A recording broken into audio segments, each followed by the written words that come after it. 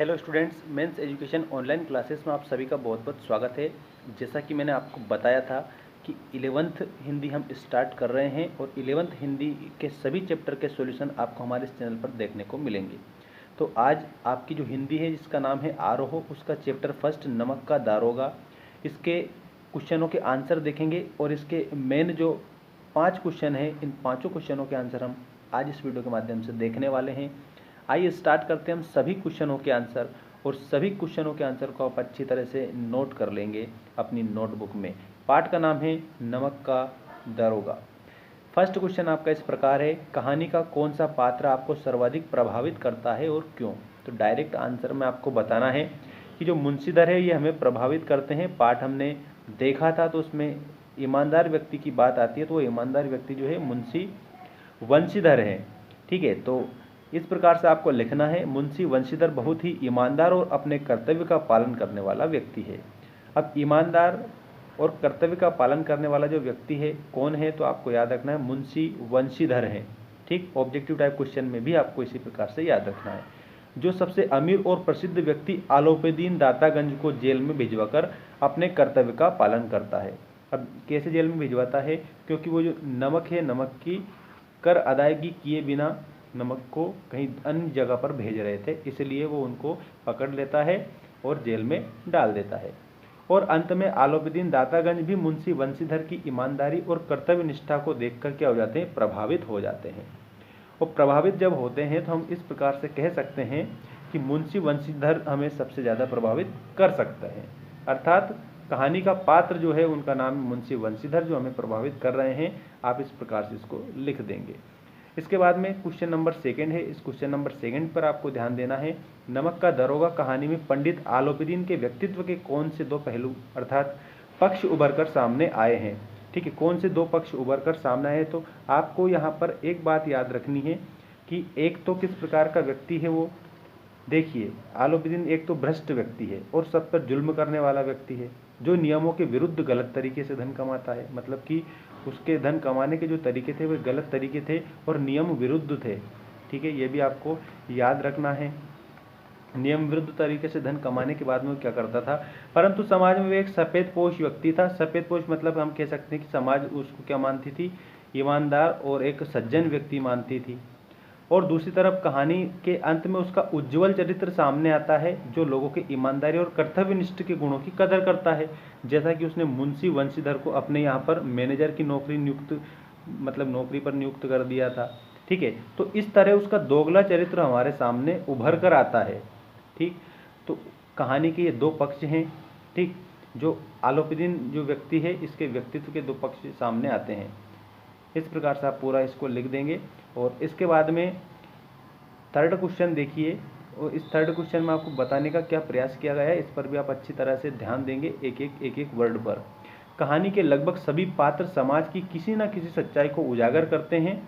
निम्नलिखित पात्रों के संदर्भ में पाठ से उस अंश को उद्धृत करते हुए बताइए कि ये समाज किस सच्चाई को उजागर करते हैं। यहाँ पर 3 पात्र दिए हैं। एक तो वृद्ध मुंशी दिया है, वंशीधर के पिताजी हैं ये, वकील दिए हैं और शहर की भीड़।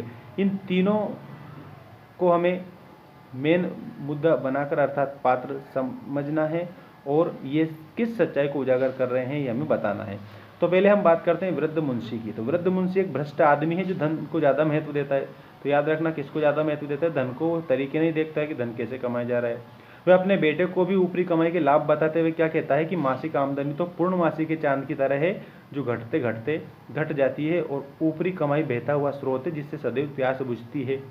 इसके उदाहरण में वृद्ध पिता समाज में व्यापक भ्रष्टाचार की गहराई को भी व्यक्त कर रहे हैं। किसको व्यक्त कर रहे हैं, तो व्यापक जो भ्रष्टाचार है उस भ्रष्टाचार को भी वो यहाँ पर बता रहे हैं।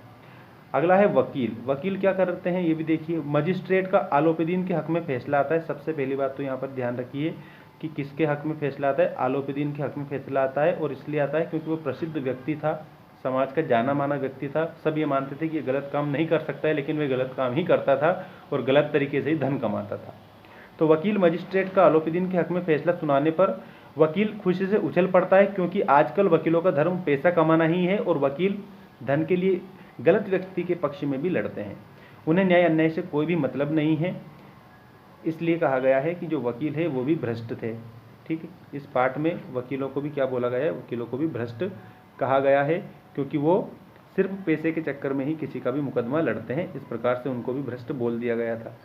अब देखिए आगे क्या होता है, जो वकील है उसके बारे में ही हम जानकारी रखते हैं इसमें। आलोपीदीन की आज्ञा पालक के गुलाम भी थे, मतलब कि जो वकील थे वो आलोपीदीन की आज्ञा का पालन भी करते थे। यहाँ न्याय अन्याय की व्यवस्था में व्यापक भ्रष्टाचार की झलक दिखाई पड़ती है। वकील वाला जो टॉपिक है उसमें आपको इस प्रकार से लिखना है। इसके बाद में शहर की भीड़, जो शहर की भीड़ है उसके बारे में क्या कहा गया है, तो आपको ध्यान रखना है शहर की भीड़ की अपनी कोई विचारधारा नहीं होती है। पहली बात तो यह बताया कि जो शहर की भीड़ है वो कोई भी विचार नहीं रखती है, अपने मन के कोई अलग भाव नहीं होते, वो तो सिर्फ तमाशा देखने वाली होती है। सभी भ्रष्टाचार में लिप्त होते हैं पर तमाशा देखने के लिए आतुर रहते हैं, लालायित रहते हैं। शहर की भीड़ पंडित आलोपीदीन के जेल जाने पर टीका टिप्पणी भी करती है, इससे समाज की संवेदनहीनता का पता चलता है।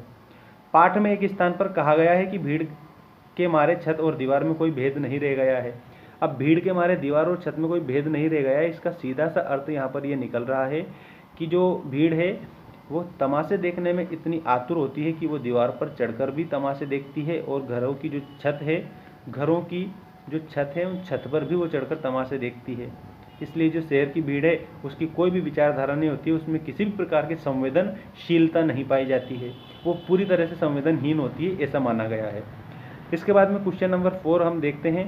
क्वेश्चन नंबर 4 क्या है कि जो वृद्ध मुंशी जी हैं वो अपने पुत्र को कुछ बात बता रहे हैं, उन्हीं पंक्तियों को यहाँ पर दिया गया है और उसी के आधार पर आपको कुछ क्वेश्चन दिए हैं, उनके उत्तर आपको बताने हैं। देखिए आप, क्वेश्चन है आपके इस प्रकार, निम्न पंक्तियों को ध्यान से पढ़िए। ये जो पंक्तियां आपको दी गई है, निम्न पंक्तियों को ध्यान से पढ़िए। नौकरी में ओहदे की ओर ध्यान मत देना, ये तो पीर का मजार है, ऐसे कह रहे हैं वृद्ध मुंशी। क्या कह रहे हैं कि जो नौकरी है उसमें आपको ओहदे की ओर ध्यान नहीं देना, ये तो पीर की मजार है, चढ़ावे और चादर पर नजर रखनी चाहिए, ऐसा कह रहे हैं। ऐसा काम ढूंढना जहाँ पर कुछ ऊपरी आय हो। मासिक वेतन तो पूर्णमासी का चांद है जो एक दिन दिखाई देता है और घटते घटते लुप्त हो जाता है। ऊपरी आय बहता हुआ स्रोत है जिससे सदैव प्यास बुझती है। वेतन मनुष्य देता है, किसी में उसमें वृद्धि नहीं होती है। ऊपरी आमदनी ईश्वर देता है, इसी से उसकी बरकत होती है। तुम स्वयं विद्वान हो, तुम्हें क्या समझाऊं। ये किसने कहा था, तो वृद्ध मुंशी ने कहा था। ये भी आपको याद रखना है, जो ये कहने वाले व्यक्ति थे ये कौन थे, तो वो थे वृद्ध मुंशी। अब जो वृद्ध मुंशी है वो इस प्रकार से अपने पुत्र को बात बता रहे हैं, ठीक। और अर्थ यहाँ पर ये निकाला जा रहा है सीधा सा कि वृद्ध जो मुंशी है वो भ्रष्टाचार में अपने बच्चे को लिप्त करना चाहते हैं, क्योंकि वे भी एक भ्रष्ट आदमी हैं, ठीक है, ये ध्यान देना है। ये उक्ति किसकी है, तो आप उसमें बताएंगे कि यह उक्ति कथन नौकरी पर जाते हुए पुत्र को हिदायत देते समय वृद्ध मुंशी जी ने कही थी, अर्थात समझाते हुए वृद्ध मुंशी ने कही थी। इसके बाद में आपको यहाँ पर याद रखना है, इस बात पर देख सकते हैं अच्छी तरह से आप सभी क्वेश्चनों के आंसर देंगे। दूसरा क्वेश्चन क्या है इसमें, मासिक वेतन को पूर्णमासी का चांद क्यों कहा गया है। ये क्वेश्चन अलग से भी आ सकता है हमारा, तो इस प्रकार से आपको याद रखना है कि जिस प्रकार पूरे महीने में चंद्रमा पूर्णमासी को ही पूरा दिखाई देता है, किसको, पूर्णमासी को ही पूरा दिखाई देता है, अर्थात पूर्णिमा को ही पूरा दिखाई देता है, उसी प्रकार वेतन भी महीने में एक बार पूरा मिलता है। जैसे चंद्रमा घटता रहता है और एक दिन पूरा दिखाई नहीं देता है, उसी प्रकार वेतन भी धीरे धीरे जरूरतों को पूरा करते हुए घटता जाता है और खत्म हो जाता है। इसी कारण मासिक वेतन को पूर्णमासी का चांद कहा गया है। तो इस क्वेश्चन के आंसर में आप यहाँ तक इसको लिख देंगे। इसके बाद में, क्या आप एक पिता के इस वक्तव्य से सहमत हैं, मतलब कि ये ऊपरी बहता हुआ स्रोत है, ठीक, इससे आप सहमत हैं या नहीं, तो आप इसमें लिखेंगे माता पिता का कर्तव्य बच्चों में अच्छे संस्कार डालना है, मतलब कि अच्छी बातें सिखाना चाहिए बच्चों को, अच्छे संस्कार डालना चाहिए, उन्हें सत्य, कर्तव्यनिष्ठ, धर्मनिष्ठ, भ्रष्टाचार से दूर और ईमानदार बनाना है। एक पिता की अपने बेटे को रिश्वत लेने की सलाह देना अनुचित है, हम इस वक्तव्य से सहमत नहीं हैं। इस प्रकार से आप इसको पूरा लिखेंगे, हमें इस वक्तव्य से सहमत नहीं होना है क्योंकि हमें भ्रष्टाचार मुक्त देश बनाना है। इसके बाद में आपको नेक्स्ट जो क्वेश्चन है, क्वेश्चन नंबर 5 बताना है उसका आंसर, और ये लास्ट क्वेश्चन रहेगा। देखिए, नमक का दरोगा कहानी की कोई दो अन्य शीर्षक बताते हुए उसके आधार को भी स्पष्ट कीजिए। नमक का दरोगा कहानी के दो अन्य शीर्षक बताना है और उसके आधार को भी स्पष्ट करना है। तो पहला शीर्षक तो ये रहेगा, धन का लोभी।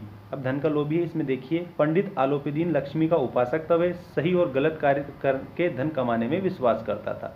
वो ये नहीं देखता था कि कार्य सही है या फिर गलत है। वे तो ये देखता था कि धन आ रहा है या नहीं आ रहा है, और वे मानता था कि हर कार्य धन से किया जा सकता है और कठिन घड़ी में धन ही एकमात्र सहारा है। नमक का व्यापार भी इसी की एक मिसाल है। इसीलिए वंशीधर की ईमानदारी और कर्तव्य निष्ठा पर उछल उछल कर वार करता था, अर्थात कि वो उसको रिश्वत देकर के पूरा जो कार्य है वो करवाना चाहता था। इसके बाद में आपको लिखना है ईमानदार और कर्तव्यनिष्ठ दरोगा। तो यहाँ पर आपको ध्यान देना है, ये कहानी दरोगा वंशीधर के इर्द गिर्द घूमती है, जो अपने कार्य के प्रति ईमानदार और कनिष्ठ है, अर्थात कर्तव्यनिष्ठ है। ईमानदार है, कर्तव्य का पालन करने वाला है और अपना कार्य ईमानदारी से करता है, और अंत में उसकी ही जीत होती है।